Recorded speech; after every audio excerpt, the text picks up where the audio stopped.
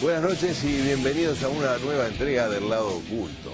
Hoy vamos a entrevistar, bueno, yo voy a entrevistar o voy a intentar hacerlo, casi bajo protesta, ¿no? Porque es una persona que reúne dos condiciones que hacen particularmente difícil la entrevista. Una es la admiración y otra es el hecho de que se trata de un colega, que además es un maestro de la entrevista. Entonces, esas dos o tres elementos hacen que sea muy difícil entrevistar a César Di Candia. ¿Cómo te va? Va a ser fácil, no te hagas ningún problema. No, me estoy atajando por las dudas, pero ¿sabes qué? Yo te quiero recordar una anécdota que tuvo mucho que ver con el hecho de que hoy yo esté acá, por ejemplo. Tú no la debes recordar, pero no importa.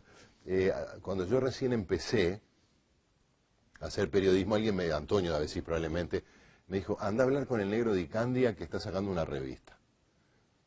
Que dicho sea de paso fue una revista pionera, salió 10 años antes de tiempo probablemente, pero bueno, no importa. Y entonces yo voy, probablemente fuera también mi segundo artículo escrito, ¿no? Sí. Y entonces tú estabas ahí en la calle Constituyente. Cierto. Y entonces, muy severo, me encargó una crónica, y entonces yo llego con la crónica, ¿no? Y abriste tu cajón, y sacaste el Draipen más negro, más grueso que yo vi en mi vida. Entonces empezaste a corregir aquel artículo. Mientras a mí me temblaban las piernas, por supuesto, ¿no? Pero a pesar de todos los tachones, te agradezco. ¿Salió o no salió? No salió, pero la probaste, no salió por circunstancias. Bueno, sí, ¿cómo anda? era una técnica que usaba también un poco agresiva, para un poco solucionar los temas de redacción que siempre son terribles en la prensa escrita. Si hubiera más gente con un Draipen rojo o azul como las maestras, saldrían menos dislates. Vamos a hablar de eso en un segundo porque, ¿Cómo no? porque yo tengo que presentar un tape para conocerte un poco más. Bueno.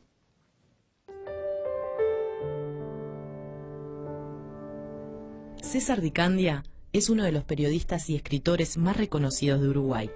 Ingresó al diario El País en 1954, dirigió la revista humorística Lunes y volvió a ese género con El Dedo y Guambia. También trabajó en Reporter, Hechos, La Mañana y Marcha. En el semanario Búsqueda publicó sus célebres reportajes especiales durante 15 años. Ha hecho del género periodístico un estilo literario, editando, entre otros títulos, Ni muerte ni derrota, El viento nuestro de cada día, Los años del odio y grandes entrevistas uruguayas. En la actualidad está presentando el libro Oficio de periodista y hoy nos visita en el Lado Oculto.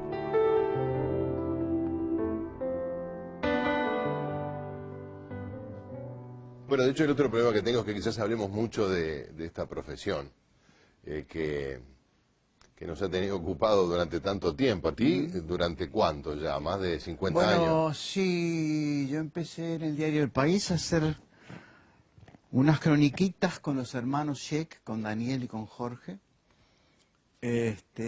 para el Mundial de 54. Ya pasaron más de 57 años. Croniquitas que después se transformaron en una página que hicimos en el diario El País llamada Página de los Lunes, y la página a su vez dio lugar a la revista Lunes, que tuvo una excelente acogida hasta digamos, cronológicamente no me acuerdo, 59, 60, pero fue cuando Jorge y Daniel se fueron al Canal 12, a hacer Telecataplum. Abandonaron la revista, que de hecho un poco sólida, que la revista se murió por inanición. En una época donde, no solo se editaban revistas, sino que el humor también era un género extremadamente sutil y rico, ¿no? El tema del humor es que siempre es perecible. El humor en los órganos de prensa termina por morirse, porque no hay tema durante tantos años seguidos. Ni hay gente que les saque partido, ni hay gente que les interese. Llega un momento que las revistas de humor hacen una especie de curva, llegan hasta arriba, bajan y se mueren. Si no, tú haz memoria de las revistas de humor argentinas, la revista Satiricón, la revista Humor, que tenían una venta fantástica, pero ya no existen más.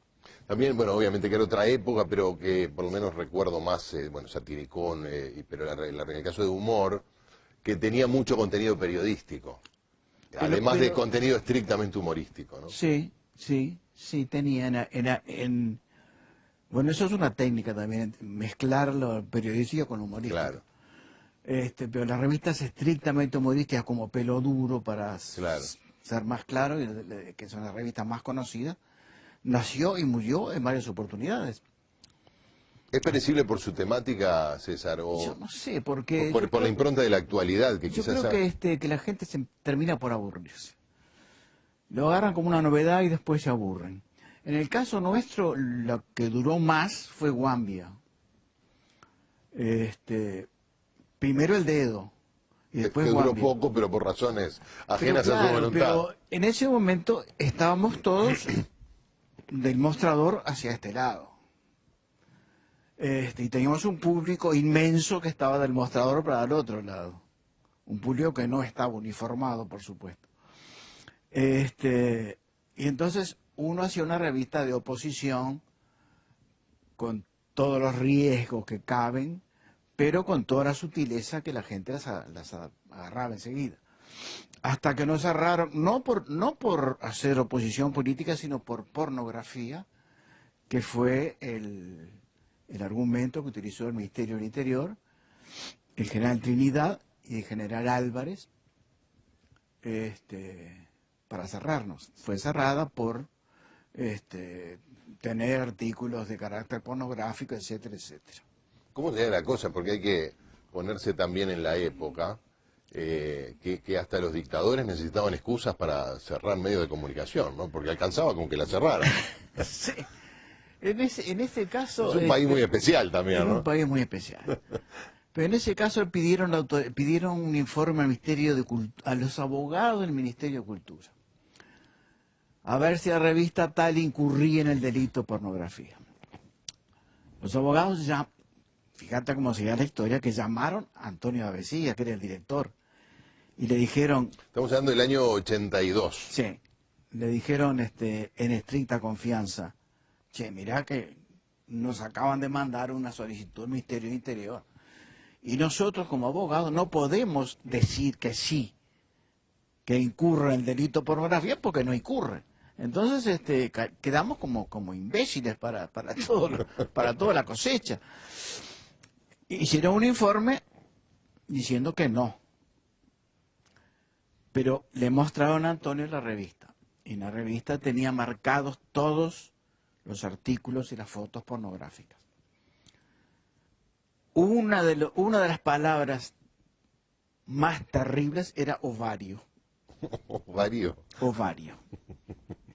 Estaba marcado con un círculo así. Otra cosa horrible fue un dibujo de la playa de Montevideo. Era una especie de película que filmaba, en aquella época estaba de moda Cousteau, no sé si te acordás. Sí, claro. Y entonces hicimos, el dibujante que era Casalá hizo un dibujo de Cousteau. Confieso que fue todo mi responsabilidad. Hizo un dibujo de Cousteau con la cabeza del intendente Rachetti. Y entonces hizo la playa, así, Positos era. Y como era el afiche de una película, poníamos opiniones de distintos diarios del mundo sobre la película. Algunos eran un poco groseros, lo admito. Pero en la playa había un preservativo chiquito dibujadito ahí con una cosa, preservativo con un ¿Viste? rayón. Fuiste víctima del Draipen también. ¿Viste cómo todo llega? Sí, tenés razón. Pero lo peor fue que ese aviso lo agarraron los muchachos de Adeón, hicieron fotocopias hicieron cientos de fotocopias, miles de fotocopias, y las tiraban en el Palacio Municipal, lo tapizaron. Supongo yo que a Rachetti le hizo muy poca gracia, porque a su vez es muy cierto que Rachetti le había pedido a los medios de prensa que no hicieran hincapié en la falta de sanidad que tenían las playas, porque eso corría a los turistas. Que los turistas se enfermaran no había problema. No había problema. El asunto no se enterara. Que no se enteraran. Ahora, el humor siempre tiene algo de ir más allá de la raya o ponerse del otro lado del mostrador, ¿no? Es cierto, sí. ¿El periodismo en general también? Depende de qué periodismo, obviamente, ¿no? El periodismo muy sumiso, muy entregado a la situación general, no. Pero hay periodistas que se animan a decir cosas y claro, pone en riesgo muchas veces su trabajo, si no están respaldados por la empresa. Pero hay periodistas que hoy en día creo que mucho más que hace 3 o 4, que hace 10 o 15 años. Periodistas que hablan claro, que se animan a hablar claro, a pesar de correr sus riesgos. No sé qué tendrá que ver con todo esto la ley de prensa que se está anunciando por ahí. No tengo idea. Pero que algo nos va a perjudicar, no tengas la menor duda. ¿Tú te referís a los contenidos? Sí. ¿Pensás que nos va a perjudicar? Pienso que la mejor ley de prensa es la que no existe. Claro, una ley para ampliar la libertad no, una ley para restringirla de algún claro, modo. Porque la libertad es total en este momento. Sí. ¿Para qué hay una ley? ¿Para qué se piensa en una ley de prensa? ¿Para qué está atacando la prensa a la vecina del otro lado del río? Constantemente. Alguna razón hay, que yo no la sé, mira, puedo decir. Pero que no nos va a beneficiar, no tengas la menor duda. Vamos a hacer una pausa y seguimos hablando de este oficio de periodista con César Ricardo.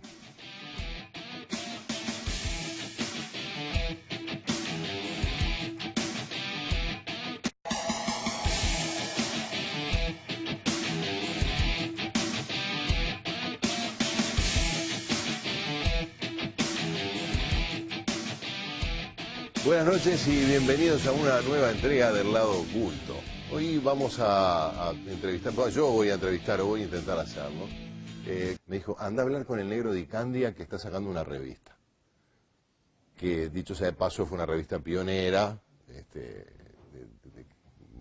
salió 10 años antes de tiempo probablemente, pero bueno, no importa. Y entonces yo voy, probablemente fuera también mi segundo artículo escrito, ¿no? Sí. Y entonces tú estabas ahí en la calle Constituyente, Candia. ¿Cómo te va? Va a ser fácil, no te hagas ningún problema. No, me estoy atajando por las dudas, pero ¿sabes qué? Yo te quiero recordar una anécdota que tuvo mucho que ver con el hecho de que hoy yo esté acá, por ejemplo. Tú no la debes recordar, pero no importa. Cuando yo recién empecé a hacer periodismo, Antonio D'Avesís probablemente, casi bajo protesta, ¿no? Porque es una persona que reúne dos condiciones que hacen particularmente difícil la entrevista. Una es la admiración y otra es el hecho de que se trata de un colega, que además es un maestro de la entrevista. Entonces, esas dos o tres elementos hacen que sea muy difícil entrevistar a César Ricardo. Cierto. Y entonces, muy severo, me encargó una crónica, y entonces yo llego con la crónica, ¿no? Y abriste tu cajón y sacaste el traipén más negro, más grueso que yo vi en mi vida. Entonces, empezaste a corregir aquel artículo.